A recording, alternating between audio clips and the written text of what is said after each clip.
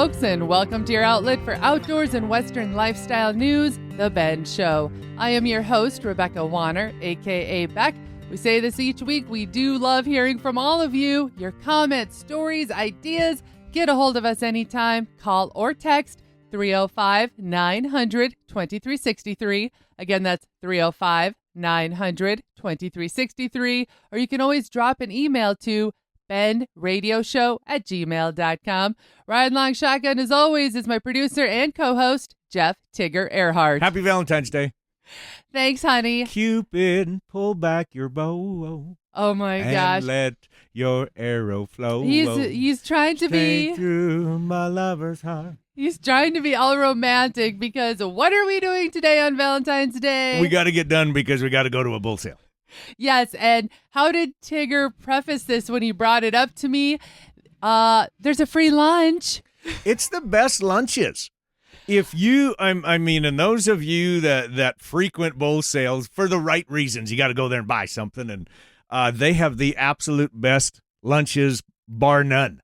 It could be casseroles, it could be cowboy beans, not as good as my cowboy beans. It could be Nefla soup, it could be chili. Soup, it could be chili, it could be beef stew, sandwiches. it could be steak sandwiches. So on that note, because it is Valentine's Day, and for those of you that may be hosting a bull sale or you are going to one, make sure you tell the cook excellent meal. Yes. Okay? Because she just had to cook on Valentine's Day. Exactly. And a lot of times people forget that because it might maybe be part of the family that's hosting said bull sale that's doing that. They may bring somebody in to help, which is usually the case. You know, you got to bring in family members. But yes, please say thank you and how fantastic it was. I guarantee it'll be fantastic. All right. Well, on that note, let's keep rolling and we're going to jump right into the news. Listen to this. Michigan's 2026 Black Lake sturgeon fishing season came and went fast. We're talking really fast. The season opened at 8 a.m. on Saturday, February 7th, and wrapped up in just 48 minutes. 48 minutes, folks. Later, when the 6-fish quota was reached in Sheboygan and Presque Isle counties. According to the Department of Natural Resources, anglers landed fish starting at 8:07 a.m. with the final sturgeon harvested right at 8:48 a.m. So only 6? That's all that's allowed. Right? So continue. In total, there were 679 anglers that registered for this. For 6 fish? Yes, they were all competing in what's known as the shortest fishing season in the state. The largest catch was a 67-inch female sturgeon weighing just over 79 pounds. The other 5 fish ranged from about 53 to 64 inches long, weighing between 40 and 78 pounds. Each angler was allowed to keep just 1 fish and had to report it immediately. The season automatically closed when the 6th fish was taken, with anglers alerted by text and by DNR staff out on the ice. Black Lake sturgeon season is famous for its speed. Last year, the season, it lasted only 17 minutes, while in 2023, it stretched out to just over an hour. Oh, that was a long one. In 2024, the season was canceled entirely because of unsafe ice. Now, lake sturgeon are among the oldest fish species in the Great Lakes, and their numbers dropped sharply in the past due to overfishing and habitat loss. Strict regulations and decades of restoration work have helped rebuild the population, allowing Michigan to continue this tightly controlled, blink and you miss it fishing tradition. Only 6 fish. 6 fish. So those guys and gals, whomever they were that caught those 6 fish, they were allowed to keep them, right? According to what you said. But only 6. Think of the odds.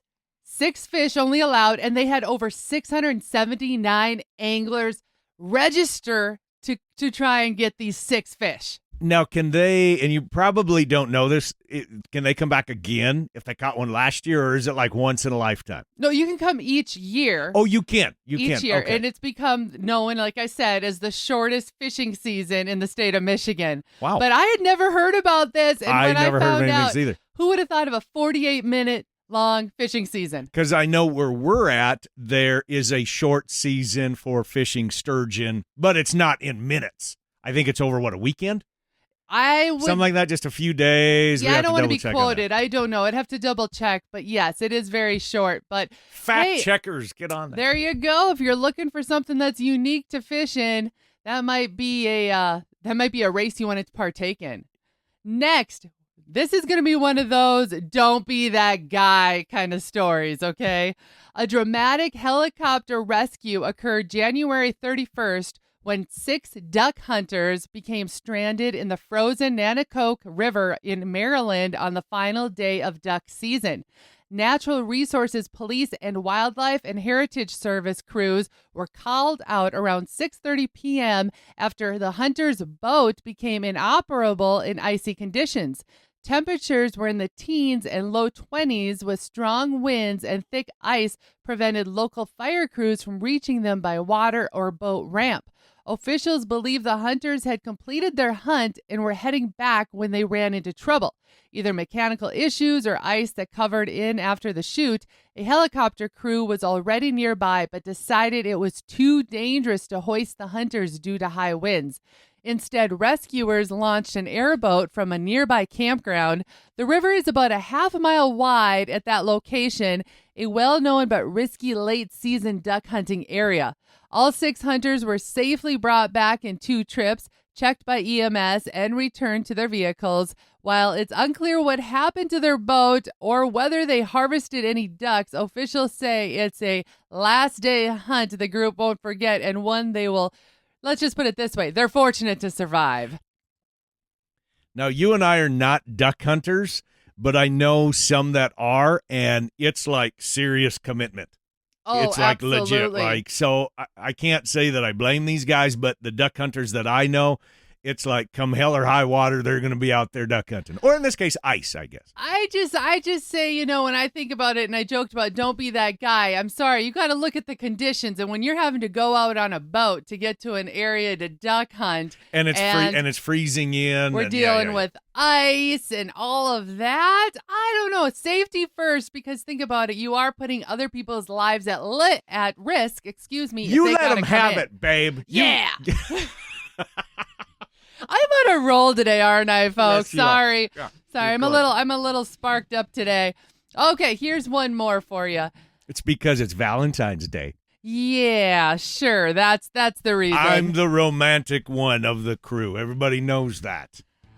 Can't say anything else on that note. So you know what? We're going to go to break. You're listening to The Ben Show. We've got more for you right after this.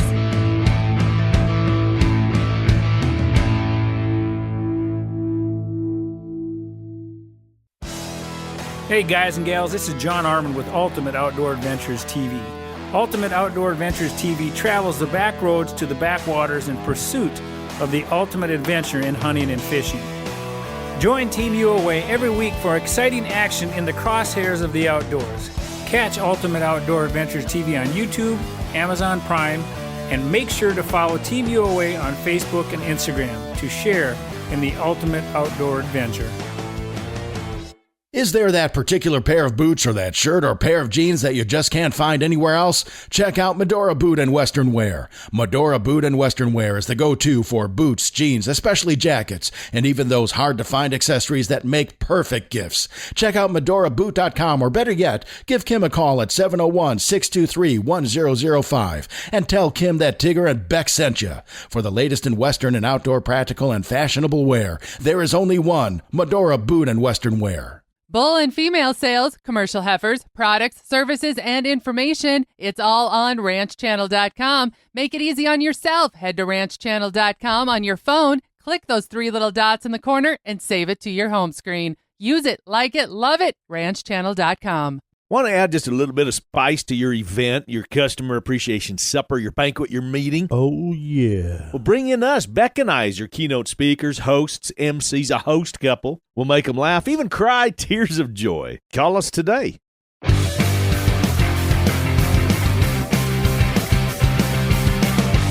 Welcome back to The Ben Show. I'm your host, Rebecca Wanner, a.k.a. Beck, and Ryan Long Shotgun, my co-host, Jeff Tigger Erhardt.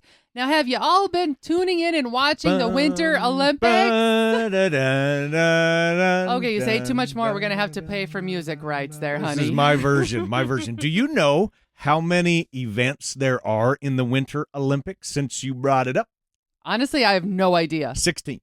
Oh, okay. 16. Can you name, let's just say 4 or 5 of them? Hockey, because I love it. Yep, ice hockey.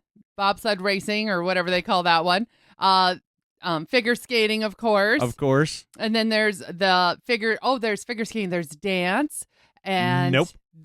Oh, I thought that's there was. part of figure skating. Okay, there are fine. different subdivisions of figure skating. One there's of them curling. may be Curling's another one. Yep. There's also, of course, this downhill skiing, the snowboarding. Yep. I know I've had to have hit 5 by now. alpine skiing, the biathlon. Oh, that's a good That's one. one of my favorite to watch. You know, where they ski and then they come up to a target and they have to shoot. They've got 5 shots and then they shoot from 50 meters. That fascinates me. That's awesome. Because think of yourself if you are a marksman and to be coming in at those kinds of speeds, you're racing because it's a race and your heart rate is going, and then to be able to make the shot. And it's shooting both prone and standing. Yes. I researched that a little bit, and it's a 22 long rifle they use, but you knew that because you're back. Cross-country skiing is one of them. Curling, where they push the little stone, I don't even know what that's called, and then you sweep in front of it. Sweep. And that's actually one of the fastest growing amateur winter sports because anybody can curl. And just recently, the state we're from, I think that's become our state sport, even though I've never tried it. I don't even want to go there. And I don't agree with that either. Figure skating, yes. Freestyle skiing. Oh, yes. Okay. Ice hockey that you said. The luge. I think that's how you pronounce that. Luge. What's the luge again? The luge is where it's one person on the sled, but you go down feet first. Oh. That's the luge. They reach speeds up to 90 miles an hour. I thought that was just high-speed sledding. No. Well, that's high-speed sleigh, too. Nordic combined. What's that one? That's actually where it's cross-country skiing, and then they have a ski jump. Oh, they call that Nordic combined. Short track speed skating. I kind of get a kick out of watching that one. I do too, but I got. There's a crash last week too. There's been a couple crashes, and when they crash, that's severe. Can you imagine? Think about getting floor burn, on a court back in the day playing basketball. Can you imagine if you wiped out on ice and people get cut by the skates and stuff? Yes. Skeleton. That is the same as the luge, but you go down head first. Just a single on that single man sled. Oh, my. No, listen to this. Forces up to 5 Gs is what they're actually pulling on in the skeleton event when you go down head first. So 1 G is the force that you feel sitting down, sitting still right now. That's considered 1 G. At 5 Gs, a 150-pound person, it feels like they weigh 750 pounds. That's what a G means. So if they're pulling 5 Gs, it feels like almost their body is 750 pounds. That's intense. I know this because I watched Top Gun. Ski jumping. Now that one. The newest one, this one is crazy, and I have not seen it televised. It's called ski mountaineering. It's the newest event for 2026. Here's what you do. You start out with a pair of skis, and they put what's called skins on it, on your skis, so they're sticky. You have to go up a mountain so far. I don't know the distance. And then at that point, you take the skis off, you put hiking boots on. Then you hike to the top of the mountain. Once you get to the top of the mountain, you put your skis back on, you take those sticky skins off, so you have a pair of skis, and then you slalom down the hill. Fastest one wins. Oh, my gosh. It's called ski mountaineering. Is that not cool? It's cool, but I'm starting to wonder, listening to some of these events, if they were talking to a bunch of 10 and 12-year-old kids when they came up with these events. So think about, the endurance that it takes on these winter events versus the summer events. Not taking anything away, but you see how they're combining a number of different types of activities together? Oh, I get it. Totally. I'm just mind blown, though. Think of what kind of shape you would have to be in. And then your lung capacity, and you're dealing with elevations that are so high. I my mind is now. Are you just amazed reeling. that I know this much about Winter Olympics? Well, I am now a fountain of knowledge. Snowboarding, I love snowboarding. Okay. Yes.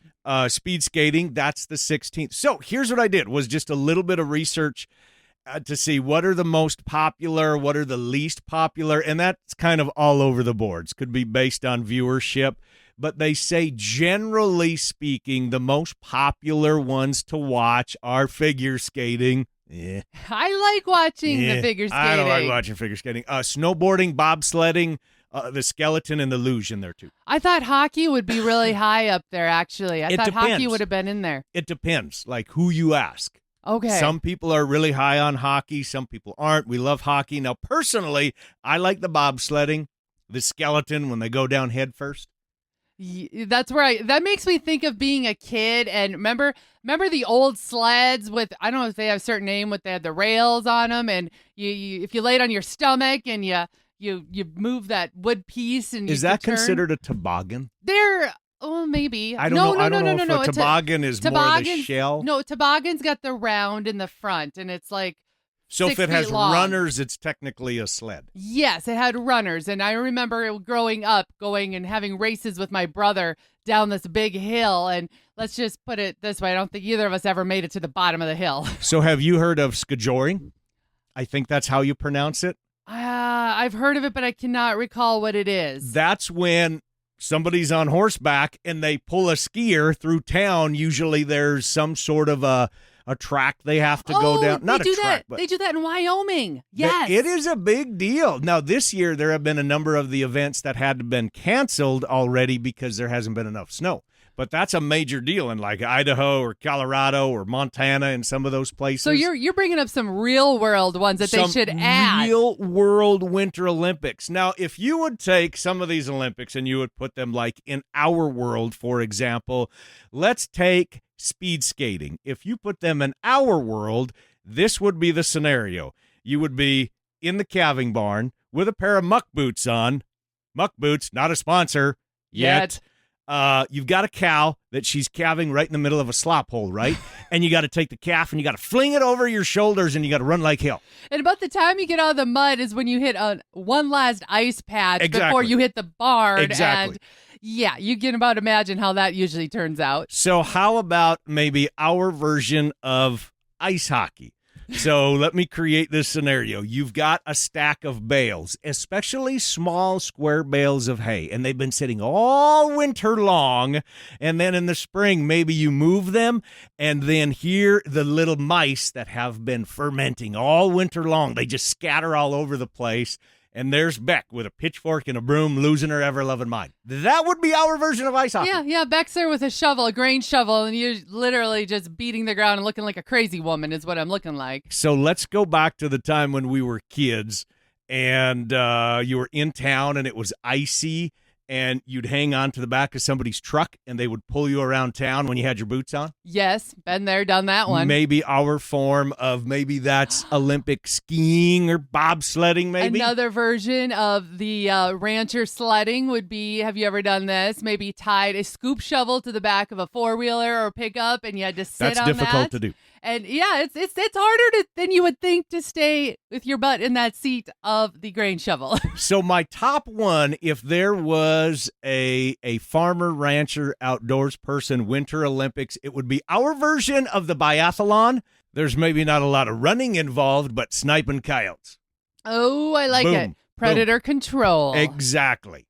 And I have one last one, especially if you raise livestock, we'd all have to compete in the ice chopping. And that was definitely for a lot of people this year just recently. So as we land the plane on this with the Winter Olympics, I hope you're enjoying it. I'm getting a kick out of it. The country that has won the most medals overall in the Winter Olympics is, you got a guess at it? I have an idea. It's a northern country. I'm guessing Norway. Norway. Very good. Norway has won the most medals by far, followed by the good old US of A, and then Germany. Little tidbit for you on the Winter Olympics. Well, I can say is go Team USA. We're listening to The Ben Show, and we're going to take a short break. We'll be back right after this.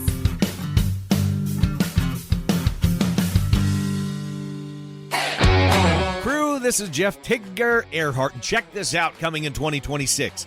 RanchChannel.com proudly launches the Sales Series, your inside track to the world of livestock and ranching excellence. From elite bulls, heifers, and horses to the land and equipment, products, and programs shaping the future of agriculture, we bring you the stories behind the operations, the vision behind the genetics, and the focus that can elevate your herd. Whether you're building, expanding, or fine-tuning your ranch, dive deeper into the innovations and livestock programs changing the game. The Sales Series, only on RanchChannel.com, where smart ranching starts. You've waited, dreamt of a hunting adventure, and now have harvested that trophy of a lifetime. Keep the memory alive with a custom-designed mount, preserved as a work of art. Check out our approved taxidermist depending on your location. The award-winning Schneider Taxidermy is located in Helena, Montana. When hunting the Dakotas, JB's Wildlife Designs in Mandan, North Dakota. Then Shadwin Creek Taxidermy in Nebraska. And for the Central USA, Little Rack Taxidermy in Macomb, Illinois. Reach out to The Ben Show and let us help you find the right taxidermist. The hunt, the stories, the memories. This is Jake Fenrick with JB's Wildlife Designs. Let me capture and preserve that hunt, that story, that memory with a trophy mount to last you a lifetime. Look us up on Facebook at JB's Wildlife Designs to see samples of our taxidermy, and reach out at any time with any and all questions you may have. This is Jake Fenrick with JB's Wildlife Designs. Taxidermy is my passion. Let me preserve yours. Welcome back to The Ben Show. I'm your host, Rebecca Wanner, a.k.a. Beck. Riding Long Shotgun, as always, is my co-host, Jeff Tigger Erhardt. Some people say they can't believe Jamaica, we got a bobsled team. All right. Feel the rhythm, feel the ride, giving on up. It's bobsled time. Cool Runnings!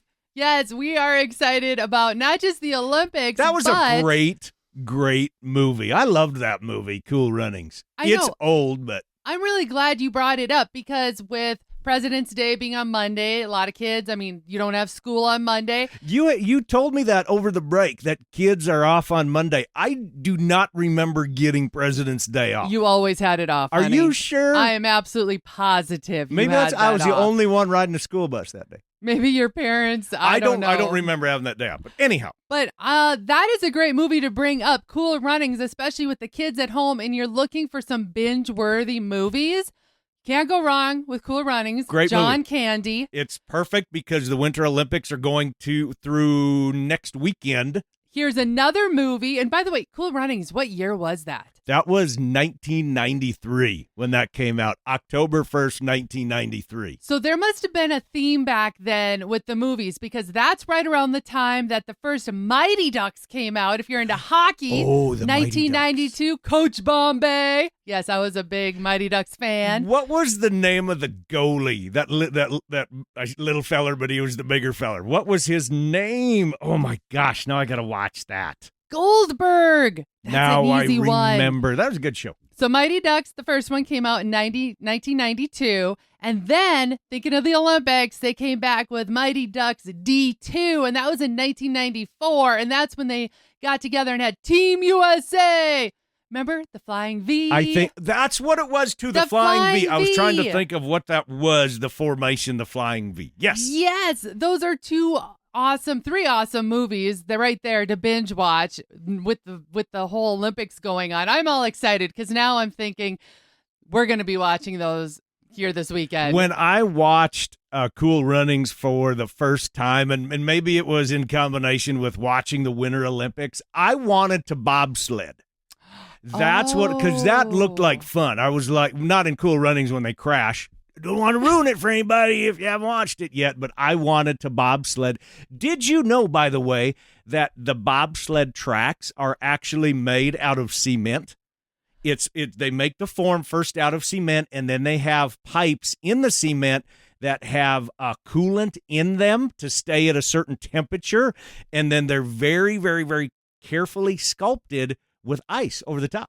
Wow, you're just a breath That's how of much knowledge. I wanted bobsled. I wanted to try that. Well, I have one more movie for everybody, especially with it being Valentine's and romantic, but it still sticks with the whole Olympic theme. The Cutting Edge. Edge. That's what we were going to figure. That was the only time I want to watch figure skating is that movie. The Cutting Edge, the hockey player That's a good turned one. figure skater. That's a good one. Look at us. We got your whole weekend Got the whole weekend planned. covered. You can watch bobsledding and figure skating and hockey all in one.